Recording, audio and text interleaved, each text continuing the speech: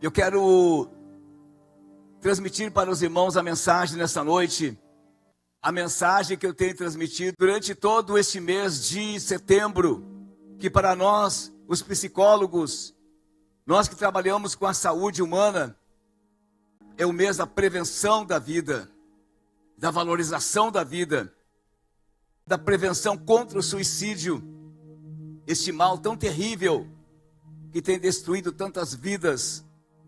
E graças a Deus, porque nós podemos ver que Deus nos ama e Ele tem nos dado esta alegria de podermos viver, de podermos exaltar a Ele, porque Ele é o autor da nossa vida. Amém, Jesus? Glória a Deus. Quero falar sobre valorizando a vida.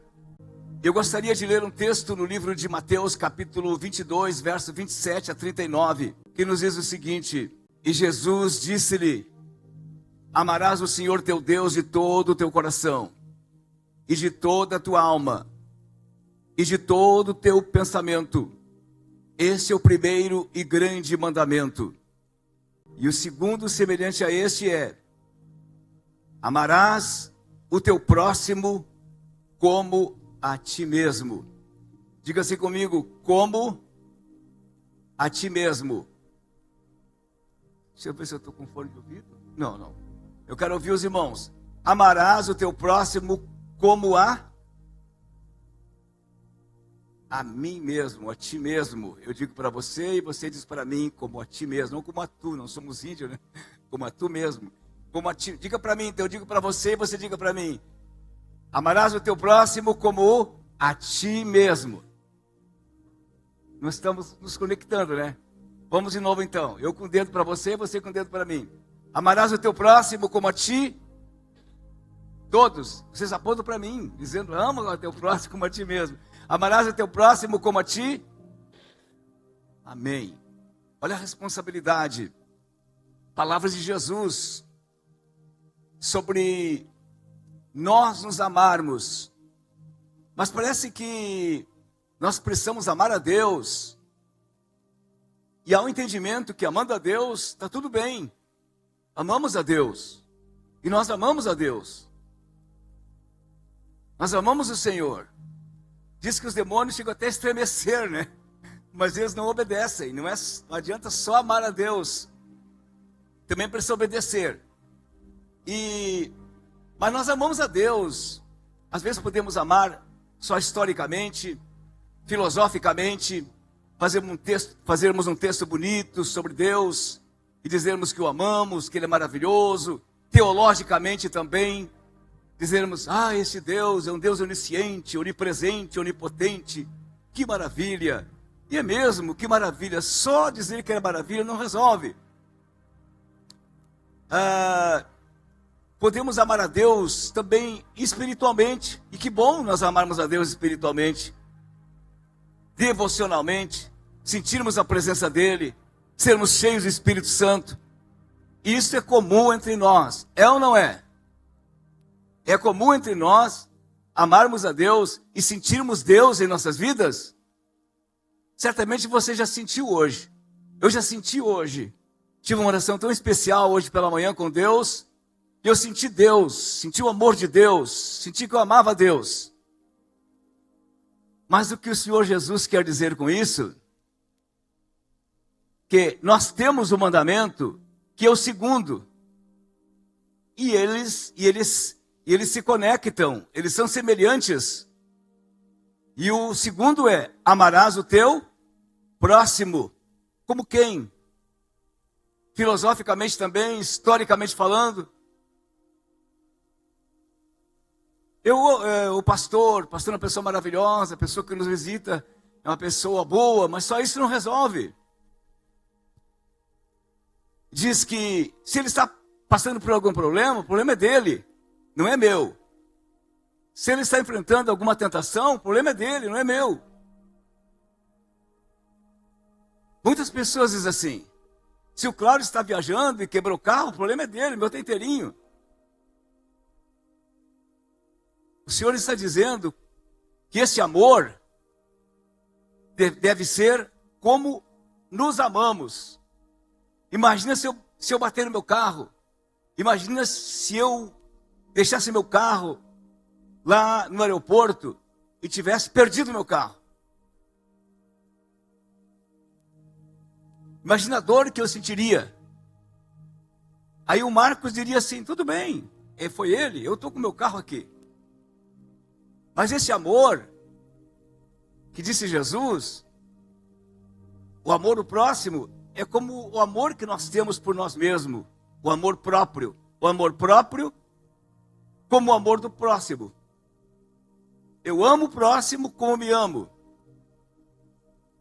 E eu estava pensando que quando o pastor Marcos falava sobre essa campanha de Casa de Paz, que é algo tremendo, 2 em 2, 2 líderes vão para as casas, levar o evangelho, abençoado pelo pastor, fazer maravilhas, curar os enfermos, libertar os perturbados, como Jesus mandou os seus discípulos de 2 a 2, e eles voltaram dizendo, oh que alegria, até os demônios se sujeitavam, que maravilha, que coisa boa, porque Deus faz milagres, Deus faz maravilhas, mas para que possamos ir, não é só porque o pastor quer, mas é porque nós amamos vidas, nós amamos essas pessoas.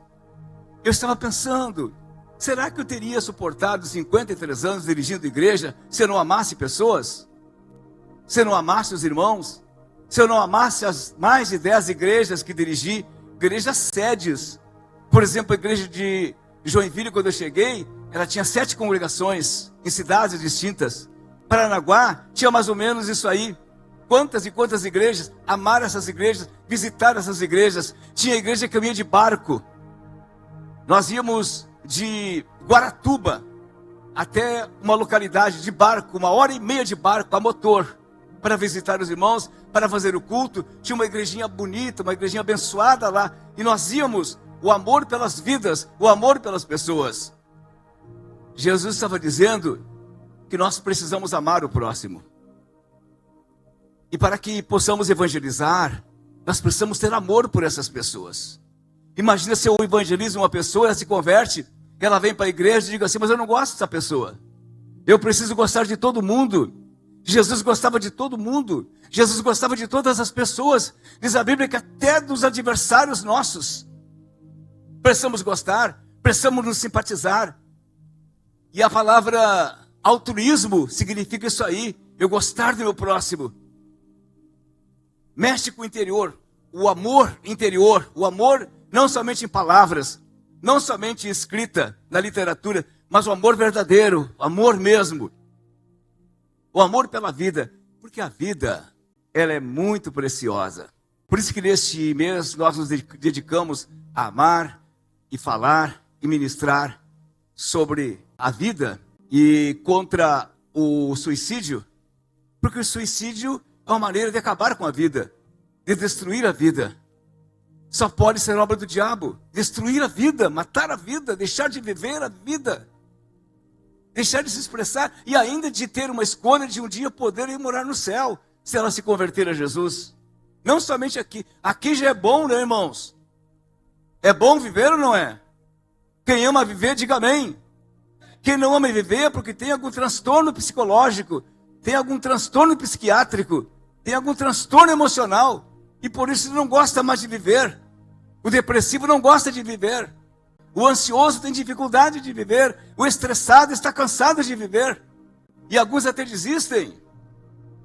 Mas quem está em bom juízo, em são juízo, quem está saudável emocionalmente, esses têm prazer em viver. Digo amém. Se você tem prazer de viver, nota 10 para você. Você está bem psicologicamente. Mas se você não está feliz em viver, saiba que você precisa de ajuda. E esse mês precisou de ajuda? Peça. Se precisou de ajuda, peça. Fale. Peça ajuda.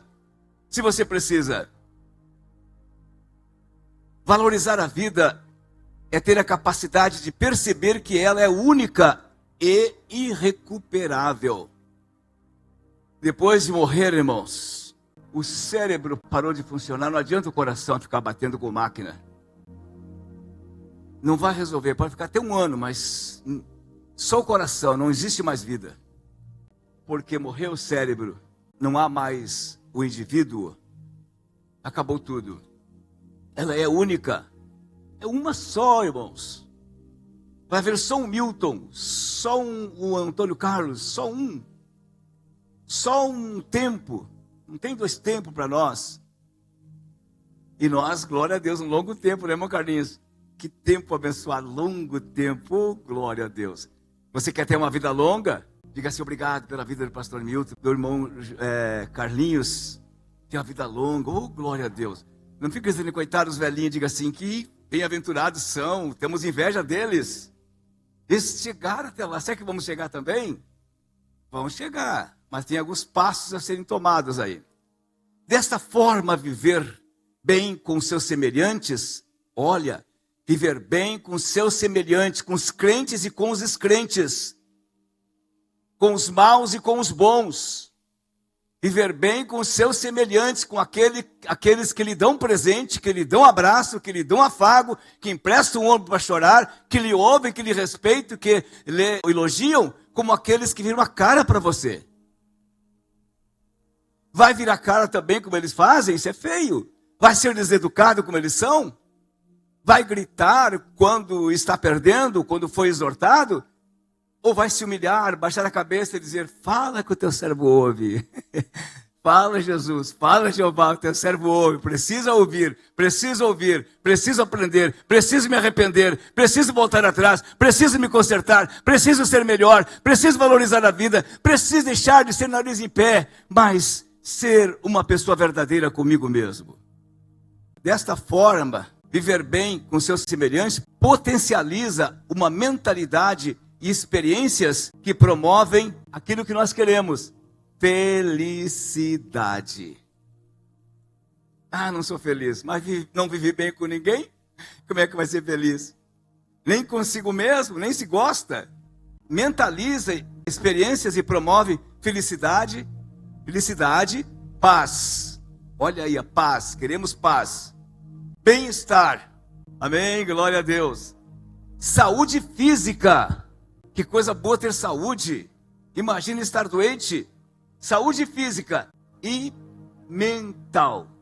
Que tristeza perder o raciocínio, perder a razão, perder as memórias, coisas preciosas que estão engavetadas, encaixotadas, como diz aqui nessa cabeça, nesse cérebro, perder. Que coisa terrível. Como consequência de tudo isso, uma excelente qualidade de vida.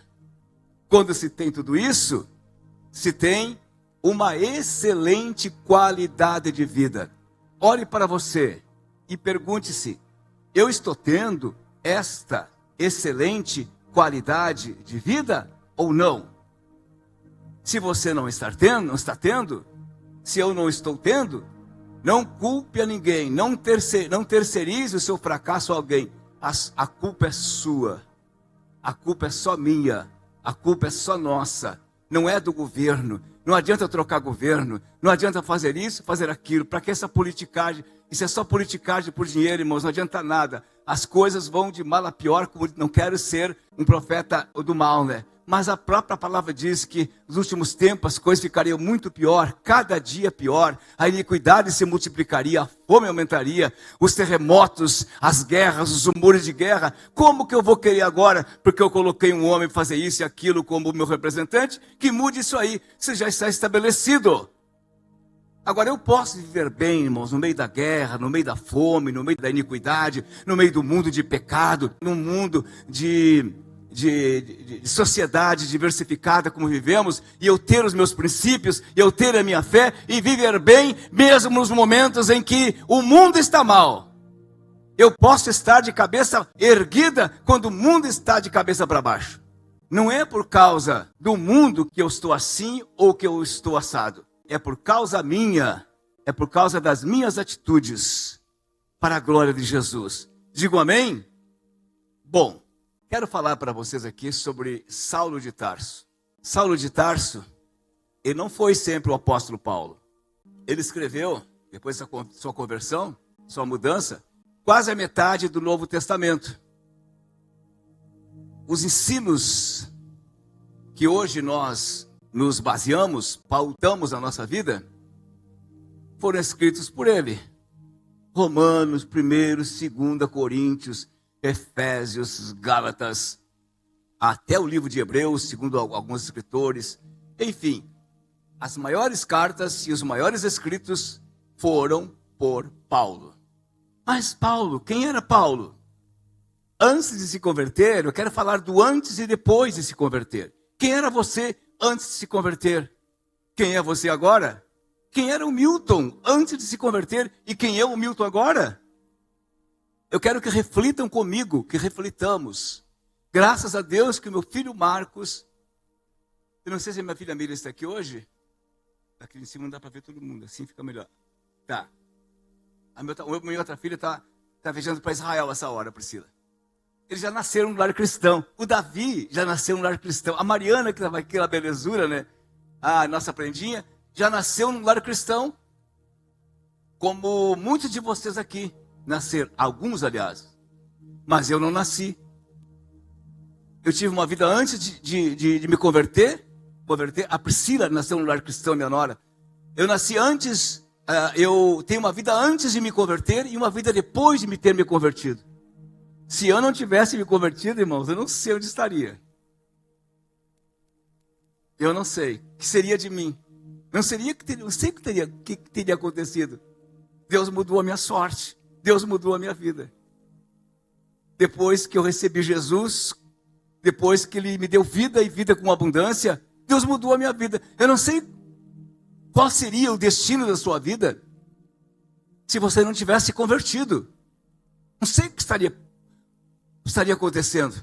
Mas o mais importante não são só as coisas aqui no presente século, aquilo que virá ainda, aquilo que eu espero ainda, ver a face gloriosa de meu amado Jesus quando Ele me chamar. Você também ver a face de Jesus quando você partir e Jesus lhe chamar e viver a vida eterna no reino de glória, aonde não há lágrima, aonde não há tristeza, aonde não há dor, aonde não há morte, aonde não há luta, mas só alegria e paz no Espírito Santo de Deus.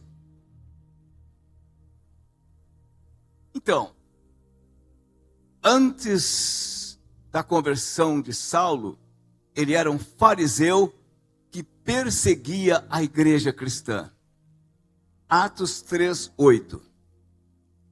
Saulo, por sua vez, devastava a igreja, invadindo casa após casa. Ele ia de casa em casa. Nós vamos de casa em casa levando a paz. Ele ia levando o ódio. Ele ia levando a prisão, arrastando homens e mulheres para julgá-los ao quê? Ao cárcere. Era isso que nós fazíamos antes. Se nos davam tapa, nós dávamos, se pudesse dar uma bofetada para matar, nós mataríamos. Tão raivosos que tínhamos. Podia dar um tiro na perna, não daríamos na cabeça para matar mesmo. E não deixar rengo vivendo para nos incomodar. Era assim a nossa índole. Era assim a nossa personalidade. E até o nosso caráter, moldado pela nossa personalidade de uma cultura ruim, má, ignorante, corruptível, que é o mundo que nós estamos vivendo. Graças a Deus que Jesus nos mudou, digo amém. Saulo era esse homem que viveu um bom tempo da sua vida com essa índole má, agindo na sociedade em que ele vivia. E depois, quando a igreja se estabeleceu e começou a crescer, um dos frutos da sua índole má, pecaminosa, era a inveja. Eram os ciúmes, porque ele era um líder religioso, ficou com inveja, com ciúmes, e como com recalque de não poder fazer aquilo que os outros faziam, ele disse: vou perseguir esse povo, eu vou agir no meu braço, vou agir na minha autoridade de um homem da lei, de um homem sábio, de um homem poderoso, de um homem de duas nacionalidades, que pertence a um grupo religioso, a um grupo político e religioso, e vou usar da minha influência para o mal. Ele poderia, se fosse um cristão, como tantos outros eram, usar a sua inteligência para levar a mensagem mais doce, sublime, que era a mensagem de Jesus, que salva, que cura e que batiza com o Espírito Santo. Mas pelo contrário, ele com maldade no coração e não querendo se humilhar, ele estava levando essa mensagem de ódio e prometeu para si mesmo que exterminaria o máximo e prejudicaria e impediria o máximo possível. Se fosse preciso, prenderia e traria para o cárcere, encerraria no cárcere, porque ele tinha essa autoridade como uma autoridade da lei naquela época, e recebendo os favores das autoridades da lei, para encarcerar e prejudicar e ver os cristãos sofrendo. E ele tinha feito bastante já. Um diácono da igreja, homem cheio do Espírito Santo, de atitude dócil, um coração suave, de paz, que é o coração dos crentes, né, irmãos? Que servia as viúvas, ajudava as pessoas que tinham ficado viúvas com os bens que era arrecadado, de amor no coração. Saulo, cheio de ódio, quando as autoridades prenderam o diácono, ele estava lá: quero estar ali, quero dar meu voto para a morte dele. E quando chegou na hora do julgamento, ele disse: eu voto pela morte deste homem, desse diácono. Eu não quero que ele fale mais de Jesus. Eu não quero que ele traga mais essa mensagem. Mas por que tanta crueldade? Se ele também era um homem religioso, o coração dele era inconverso.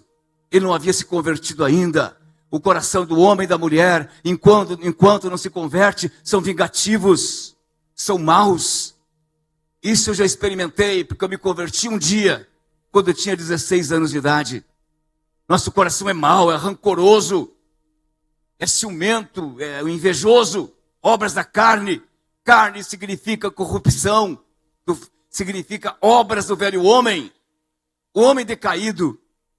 Vícios faz parte também, todos os vícios fazem parte também do homem velho, e que danificam a vida da pessoa, fazendo com que ela se desvalorize, se autodesvalorize, dizendo: eu não consigo mais, fui vencido pelo vício, fui vencido pelo ódio. E quando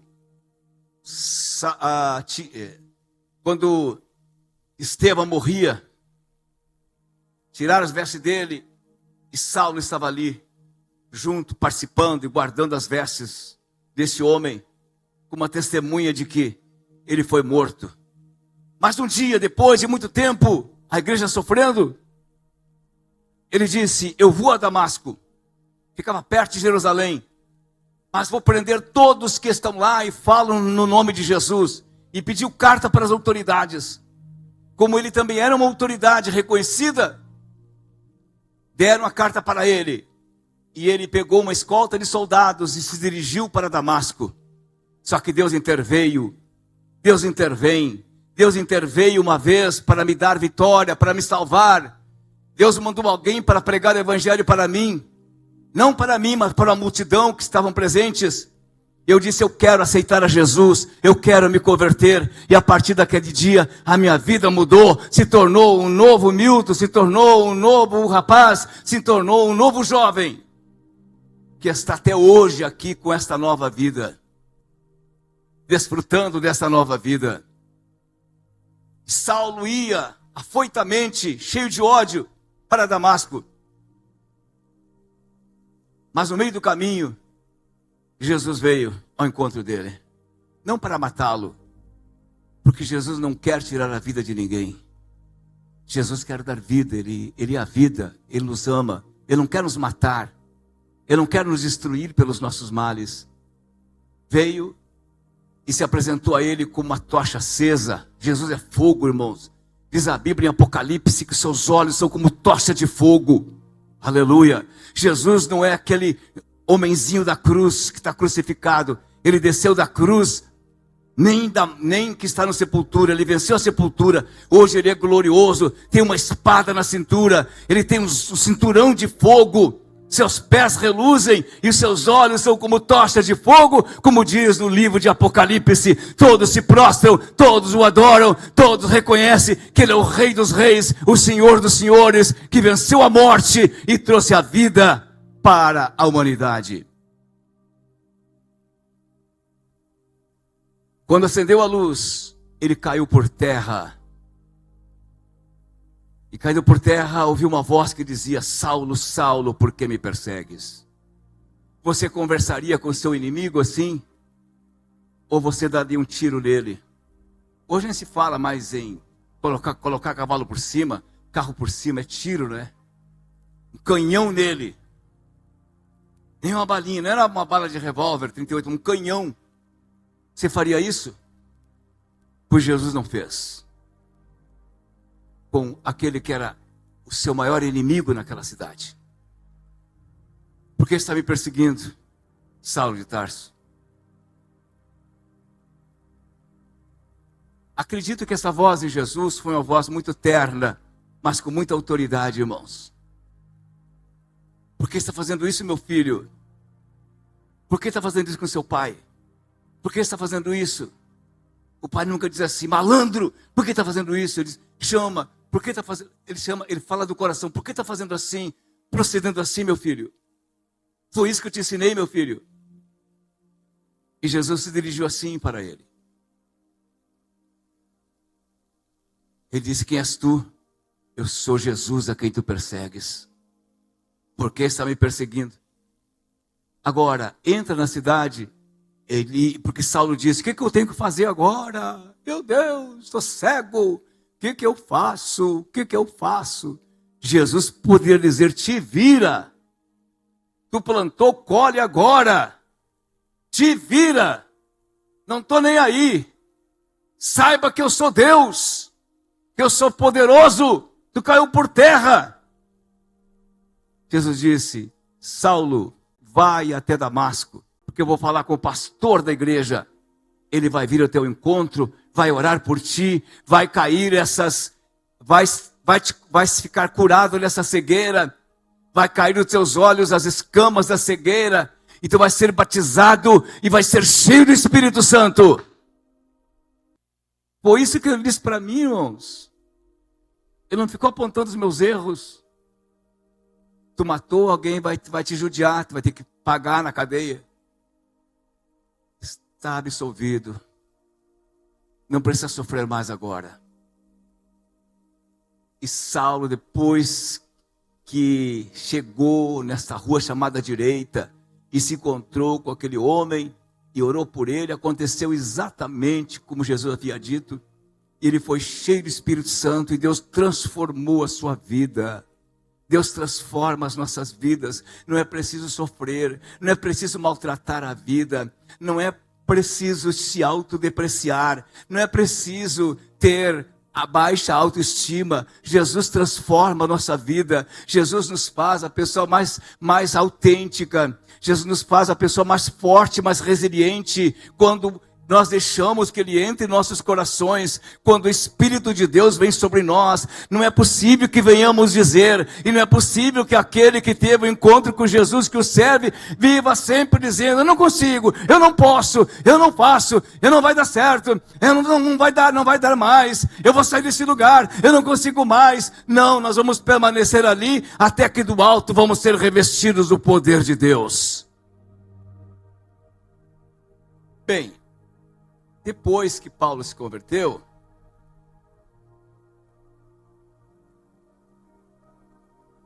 ele aprendeu a valorizar a vida. Antes queria destruí-la. Queria encarcerar e matar aqueles que falavam em nome de Jesus. Matar, carcerar, destruir, prejudicar é o antônimo de valorizar a vida, da valorização da vida. É o contrário. Quando nós valorizamos a vida, nós queremos que a pessoa esteja muito bem.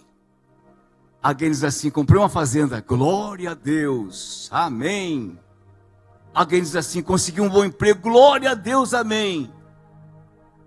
Eu passei no vestibular, eu vou fazer um curso, uma graduação, amém, que coisa boa.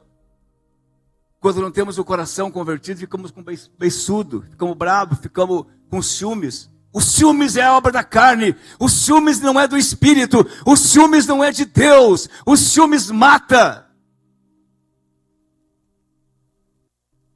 E ele, que antes odiava as pessoas, destruía as pessoas, queria levá-las para o cárcere, agora começou a pregar o evangelho, dizendo: você tem a oportunidade de ter uma nova vida, não sofra mais, vou orar por você. É isso que eu faço sempre, irmãos, é isso que eu faço sempre. Não te preocupe, depois que entreguei, aliás, depois que me jubilei, estou fazendo isso ainda. Eu falo, eu digo no consultório, eu vou te ajudar. É preciso que você acredite em mim como profissional, eu posso te ajudar. Tu vai querer que eu te ajude? Ele diz: eu quero. Então vamos fazer uma aliança que eu vou te ajudar. E sempre acontece assim, sempre acontece, porque a pessoa quis, a pessoa desejou. Agora nós amamos as pessoas. Você vai amar muitas pessoas e vai levar o evangelho para elas. Amar não é só querer vê-la rica, cheia do dinheiro. Não é só querer vê-la profissionalmente realizada. Ter o melhor, a melhor casa, a melhor oportunidade, as melhores coisas. Isso é coach, certo? Isso é uma mensagem coach. A mensagem bíblica não. A mensagem bíblica, a mensagem dos princípios bíblicos é nós termos essas coisas porque Deus teve misericórdia de nós, mas em primeiríssimo lugar é nós nos sentirmos realizados por pertencermos ao reino, por pertencermos a Deus, por servirmos ao Senhor, Ele ser o nosso Deus, Ele dirigir nossas vidas, Ele nos acompanhar no nosso processo de crescimento na fé. Isso é a melhor coisa que existe para nós. Esse é a maior perspectiva nossa. Esse deve ser o ponto mais importante que nós devemos meditar e trabalhar nele. Que é o nosso crescimento em Cristo, a nossa intimidade em Cristo, cada vez mais. Porque sempre que nós vimos uma pessoa abençoada, o reino de Deus cresce. Sempre que nós fazemos uma pessoa crescer aqui nessa terra, o reino da terra cresce. Isso tudo fica aqui. Isso tudo desaparece aqui. Por isso que Paulo disse: tendo que comer e que vestir, com isso sejais contentes. Claro que é bom um dinheiro no bolso, mas esse dinheiro não é para mandar a nossa vida, nos fazer egoístas, nos fazer maior do que os outros, é para vivermos bem, e Deus nos dá as melhores coisas, são para nós as melhores coisas, mas nós sabemos que essas melhores coisas não são as melhores para nós, porque são temporais. As melhores coisas são as atemporais, aquelas que virão, aquelas que existem que virão, que é o reino de Deus, aonde nós vamos morar. Isso aqui tudo fica. No mês passado morreu o mais rico do mundo, um dos mais ricos. Ficou tudo aqui para os seus filhos, 3 bilhões de reais. Ficou para as filhas, tinha só filhas. E você sabe quem é o Silvio Santos? Ele gostou e desfrutou a vida, eles vão gostar de desfrutar, porque depois fica para todo mundo. Aliás, fica aqui neste mundo. Bom, Filipenses, depois de Paulo conhecer a Jesus, quero ler uns versículos aqui, o que ele falou. Vê que a grande diferença da vida que ele levava antes. Fazendo essa comparação, eu quero chamar a sua atenção hoje. Que servir a Jesus, estar firme nele e buscá-lo, é a melhor coisa que se pode fazer, irmãos. É o melhor investimento, certo? Não tem uma moeda comparável a essa. Filipenses 1:8.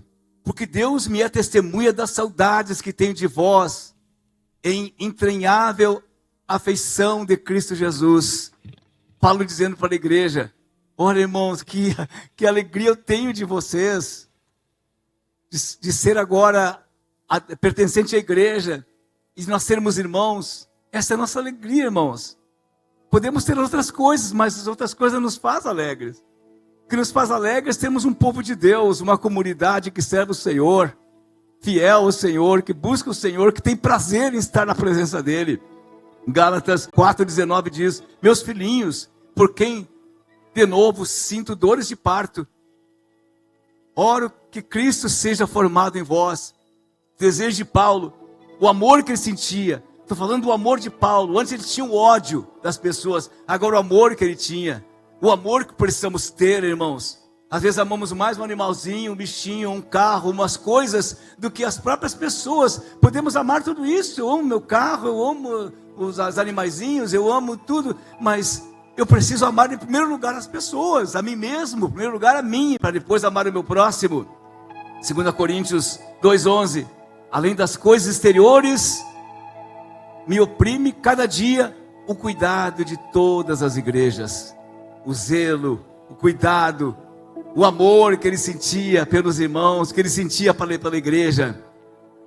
Paulo falou ainda 4,16 de Timóteo, 1 Timóteo, cuida de ti mesmo, meu filho, para que possa cuidar da igreja. Está ali o versículo, tem cuidado de ti mesmo, do teu ensino, persevera nesses deveres, pois agindo assim, salvarás tanto a tua própria vida, quanto a todos que te devem ouvidos. Se cuidar de ti mesmo, tu salvarás a tua vida. Quem é que vai salvar a sua vida? É Jesus, mas mediante a sua atitude, mediante o seu querer. Jesus não vai fazer nada se nós não permitirmos. Ele não vai nos salvar, nem nos trazer aqui na igreja, e nem nos batizar nas águas, e nem sermos batizados com o Espírito Santo, se nós não deixarmos, se nós não quisermos, se nós não permitirmos. Nós não vamos ser felizes e nem curados, irmãos, se nós não permitirmos, se nós não aceitarmos, como nós dizemos pentecostais, se nós não tomarmos posse. Toma posse nesta noite da sua vitória. Existem duas coisas quando o mal existe: eu me levantar contra o mal e vencê-lo, ou deixar que o mal dirija a minha vida, seja o dono da minha vida, marque a minha vida para sempre, defina a minha vida. Duas coisas: vai deixar o mal definir você, ou você vai lutar e vencer o mal e se tornar uma pessoa mais forte ainda. Disse Davi, com o Senhor ao meu lado, eu vencerei exército e pularei muralhas. Deixe o Espírito Santo vir sobre você. A Bíblia diz que em Atos dos Apóstolos, que os discípulos eram pacatos, um grupo de 120 pessoas, depois que Cristo foi para os céus, cheio de medos. E Jesus olhou para eles e disse: vocês não arredam o pé daqui, permaneçam aqui, porque eu vou mandar sobre vocês o Espírito Santo, e vocês vão ficar cheios de poder, vocês vão ficar cheios de autoridade, vocês vão ser uma comunidade diferenciada aqui neste mundo, se vocês permanecerem em mim, se vocês permanecerem aqui. E diz a Bíblia que depois de 10 dias, eles foram batizados com o Espírito Santo. E aqueles homens inexpressivos, e aqueles homens iletrados, e aqueles homens sem nenhum poder, ganharam naquele dia 3.000 almas para Jesus, porque amaram as pessoas. Aqueles homens que até aquele momento, quem sabe, tinham alguma dúvida com respeito a algumas pessoas em amá-las, agora se dedicavam de todo o coração, dizendo: venham para Jesus, venham para Jesus, nós amamos vocês, queremos que vocês venham para a nossa comunidade, queremos que vocês se convertam, nós amamos vocês, queremos abraçar vocês. Mas o Espírito Santo concordava com isso, porque o Espírito Santo estava sobre eles, e eles ganharam 3.000 adeptos, 3.000 amigos, 3.000 filhos de Jesus, 3.000 cristãos naquele dia, porque o Espírito Santo vem sobre eles. Se você está com medo, Jesus disse em João 14,6: eu sou o caminho, a verdade e a vida. Venha para Jesus, Ele é a sua vida. João capítulo 10, versículo 1: o ladrão veio para roubar, matar e destruir. Eu vim para que tenham vida e a tenham em abundância. Jesus quer dar vida para você, mas não uma vida para ir levando, ou deixar a vida levar você, mas uma vida com abundância, uma vida para a felicidade, uma vida para vencer e fazer os outros vencer também, uma vida que vai influenciar gerações para o bem, vai influenciar gerações para coisas boas, não para bobagem, como tem esses influencers por aí, irmãos, bobajada.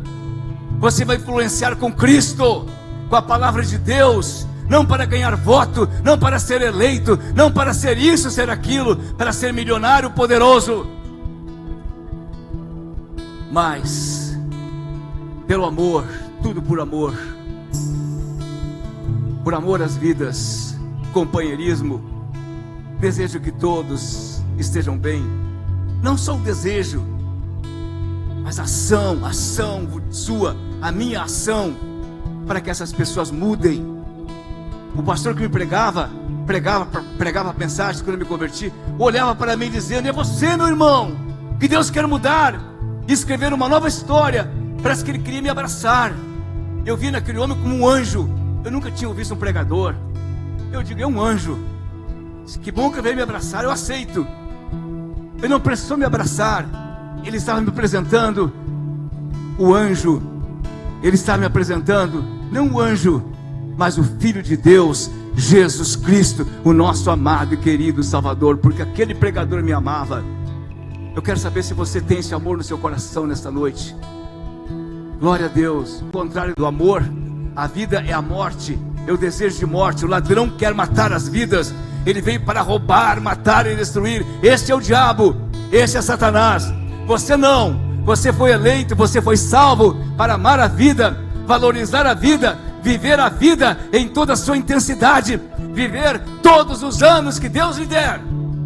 Se você tiver a aventura de viver 75 como 78, que está o 80, o irmão Carlinhos, e o meu cunhado que tem 102 anos, completou ontem. Se você viver isso aí, é viver valorizando a vida, amando a vida. Diga assim: eu me amo. É preciso, como disse Augusto Cury, que eu tenho um caso de amor comigo mesmo. Tem pessoas que têm um caso de ódio consigo mesmo, se odeia. Tem um caso de amor com você mesmo. Antes de ter com a sua esposa, de ter com seus filhos, de ter com as pessoas que você ama, tenha um caso de amor com você mesmo. Se ame e se valorize, porque o Espírito de Deus está sobre você. Você é a casa do Espírito Santo, é a morada de Deus, é a morada do Espírito Santo. Esse templo que vai ser erguido não vai ser a casa de Deus, mas é a casa que a igreja vai se reunir para adorar a Deus. A casa de Deus somos nós. Eu quero que você nesta noite seja a casa de Deus e se valorize a vida. Fiquemos em pé agora e viva muito mais. E estava desistindo da vida? Não desista.